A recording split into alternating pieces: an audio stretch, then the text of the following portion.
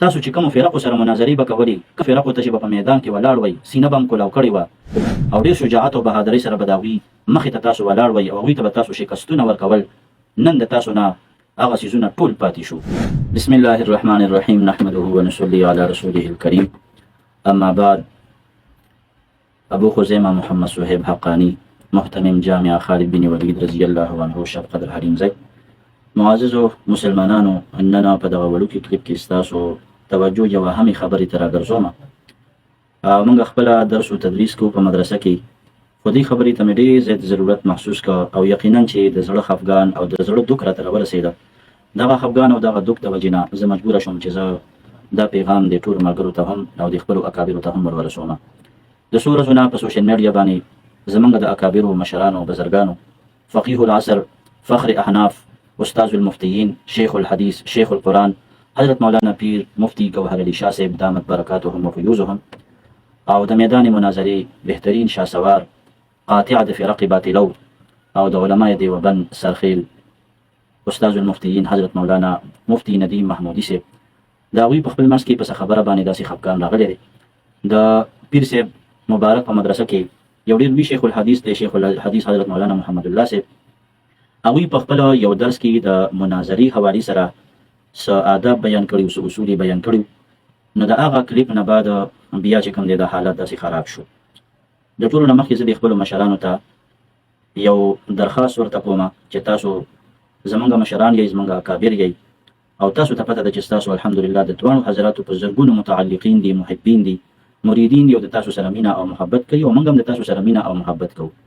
د اوسه پورې ستاسو دا مناظرې تېرې شوې د فرق باطلو سره، د پیر صاحب مبارک او د حضرت مفتی محمد ندیم صاحب. الحمدلله ډېر زیات موږ خوشحاله یو او خراج عقیدت او خراج تحسین ورته پیش کوو. خو دا اوس چې کوم حالات مخې ته راغلي دي، نو په دې باندې نه یوازې زما بلکې زما د مشرانو، زما د کشرانو، زما د امزورو، د تمامو احنافو، اهل سنت والجماعت دیوبندیانو د تمامو زړونه په دې باندې خفه کېږي او ازاریږي. خفه په دې باندې شو چې دواړه فریقه اهل سنت والجماعت دي، دواړه فریقه احناف دي، دواړه فریقه د علماء دیوبند د نظریې سره تعلق ساتي، دواړه فریقه د فقه حنفي شارحین دي، دواړه فریقه د اهل سنت والجماعت د عقیدې محافظین دي، او الحمدلله دواړه فریقه د فرق باطلو سره په میدان کې مناظرین دي او مناظرې کوي. نو یو خفګان په دغه باندې پکار دی. تاسو ته پته ده چې مغرب او یورپ همیشه د پاره کوشش دا کړی دی چې کله هغه مسلمان خرابوي، مسلمان تباه کوي، نو مسلمان په خپل منځ کې واچوي. تاسو چې کوم فرقو سره مناظرې به کولې، کوم فرقو ته چې په میدان کې ولاړ وئ، سینه به هم کولاو کړې وه او ډېرې بهادرۍ سره او ډېر شجاعت او بهادرۍ سره به د هغوی مخې ته تاسو ولاړ وئ او هغوی ته به تاسو شکستونه ورکول. نن د تاسو نه هغه څیزونه ټول پاتې شو. په خپل منځ کې لګیا یئ، خپل منځ کې یو بل پسې خبرې کوئ. د دې د وجې نه یو درخواست ورته کوم چې تاسو زمونږ مشران یئ، زمونږ اکابر یئ، او تاسو ته پته ده چې ستاسو الحمدلله د دواړو حضراتو په زرګونو متعلقین دي، محبین دي، مریدین دي او د تاسو سره مینه او محبت کوي او موږ هم د تاسو سره مینه او محبت کوو. د اوسه پورې ستاسو دا مناظرې تېرې شوې د فرق باطلو سره، د پیر صاحب مبارک او د حضرت مفتی محمد ندیم صاحب. الحمدلله ډېر زیات موږ خوشحاله یو او خراج عقیدت او خراج تحسین ورته پیش کوو. خو دا اوس چې کوم حالات مخې ته راغلي دي، نو په دې باندې نه یوازې زما بلکې زما د مشرانو، زما د کشرانو، زما د امزورو، د تمامو احنافو، اهل سنت والجماعت دیوبندیانو د تمامو زړونه په دې باندې خفه کېږي او ازاریږي. خفه په دې باندې شو چې دواړه فریقه اهل سنت والجماعت دي، دواړه فریقه احناف دي، دواړه فریقه د علماء د دیوبند د نظریې سره تعلق ساتي، دواړه فریقه د فقه حنفي شارحین دي، دواړه فریقه د اهل سنت والجماعت د عقیدې محافظین دي، او الحمدلله دواړه فریقه د فرق باطلو سره په میدان کې مناظرین دي او مناظرې کوي. نو یو خفګان په دغه باندې پکار دی. تاسو ته پته ده چې مغرب او یورپ همیشه د پاره کوشش دا کړی دی چې کله هغه مسلمان خرابوي، مسلمان تباه کوي، نو مسلمان په خپل منځ کې واچوي. تاسو چې کوم فرقو سره مناظرې به کولې، کوم فرقو ته چې په میدان کې ولاړ وئ، سینه به هم کولاو کړې وه او ډېر شجاعت او بهادرۍ سره به د هغوی مخې ته تاسو ولاړ وئ او هغوی ته به تاسو شکستونه ورکول. نن د تاسو نه هغه څیزونه ټول پاتې شو. په خپل منځ کې لګیا یئ، خپل منځ کې یو بل پسې خبرې کوئ.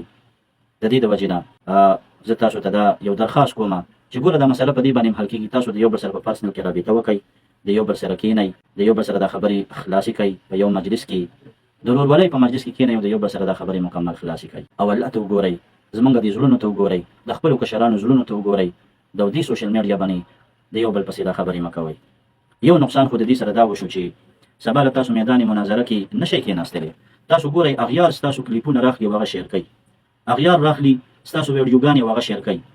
سبا چې تاسو میدان مناظره کې کینئ او تاسو په یو مسله باندې بحث مباحثه کوئ، دغه خلک به راځي او تاسو ته به د خپل علماو، د خپل اکابرو، د خپل مشرانو، د خپل ملګرو هغه ویډیوګانې، د هغوی کلیپونه، د هغوی پوسټونه، دا څیزونه به تاسو ته په استدلال کې پیش کوي. نو یو تاسو میدان مناظره کې پخپله هم ځان کمزوري کوئ، دغه باطلو خلکو ته تاسو په میدان کې کمزوري کیږئ. او دویمه خبره ده چې عوام الناس ورونه تاسو به ګورئ په معاشره باندې د دې ډېر زیات خراب اثر دی. عوام الناس ورونه ستاسو د کمنټونه هم ګوري چې په هغې کې ډېر بد اخلاقۍ سره نازیبه الفاظ، کنځلي او ډېر بد تهذیبي په هغې کې ذکر وي. دا عوام الناس ورونه ستاسو د کمنټونه ګوري، دا عوام الناس ورونه ستاسو د ویډیوګانې ګوري او تاسو مسلې پرېښودې، دلایل هم پرېښودو، میدان مناظره تاسو پرېښودله، د یو بل په ذاتیاتو پسې اوس تاسو لګیا یې، د یو بل ذاتیات تاسو چېړئ، خور مور یادول، د هغه ذات یادول، د هغه یو کردار یادول. د دې د وجې نه عوام الناس ورونه هم په یو تشویش کې پراته دي. کومو خلکو چې د دې دواړو اکابرو سره مینه او محبت لرو، نن د هغوی د کشرانو د وجې نه د هغوی سره د هغه محبینو هغه مینه هم کمه شوې ده. نو په معاشره باندې، په عوام الناس ورونو باندې ډېر زیات لوی او خراب اثر دی. علما خو به کوشش کوي همیشه دپاره چې د عوام ورونو د هغوی رهنمایي وکړي، هغوی ته هدایت وکړي، د هغوی دپاره ناصحانه او واعظانه کلیپونه وکړي او هغوی د دې کرتوتاتو نه، د دې کنځلو نه، د دې بد اخلاقیانو نه، د دې څیزونو نه د علما بند کړي. اوس علما پخپله راځي یو بل ته کنځلي کوي، نو سبا په منبر باندې موږ څنګه کینو، د خلکو ته به څنګه واعظ او نصیحت کوو چې سباب المسلم فسوق، مسلمان ته کنځلي کول دا فسوق دی، یا د مسلمان کنځلي کول دا فسوق دی. بل معززو، دا خو دواړه اکابر دي، حضرت پیر صاحب، حضرت مفتی صاحب محترم، خو د دوی چې کوم کشران دي هغه کشران یې څه نااشنا کلیپونه کوي چې په هغې کې یو د قرآن خبره نه، یو د حدیث خبره نه، یو د خیر خبره نه، یو د نیکۍ خبره نه، په هغې کې تشې کنځلي، تش ذاتیات چېړل، بیا په کمنټونو کې چې یو بل ته کمې کنځلي دا کشران کوي. دا سلسله به د څو پورې جاري وي؟ حقیقت دا دی چې فیسبوک کولاوې، سوشل میډیا کولاوې، بس همدغه خبرې پې دي، دغه کنځلې دي، دغه کلیپونه دي، دغه کمنټونه دي، د یو بل پسې بدې ردې ویل دي. د کومو خلکو سره چې تاسو مناظرې کولې هغه خلک د تاسو پسې خاندي او ستاسو دا هر یو شی هغوی سټور کوي، دا هر یو څیز هغوی د ځان سره سیو کوي. داسې یو وخت به راشي چې دا ټول څیزونه به هغوی راښکاره کوي. د دې د وجې نه تاسو دواړه زموږ دپاره محترم یئ او حقیقت درته ویمه چې پیر صاحب مبارک هغه یو مشر دی او کال په کال کې په سینکړو مفتیان الحمدلله فارغېږي، ډېر لوی شیخ الحدیث دی، ډېر لوی متکلم دی. او بل طرف ته مفتی محمد ندیم محمودي صاحب الحمدلله چې د کم وخت نه میدان مناظرې ته راوتی دی، دا باطل الحمدلله په شا باندې ورځ ته ورځ روان دي.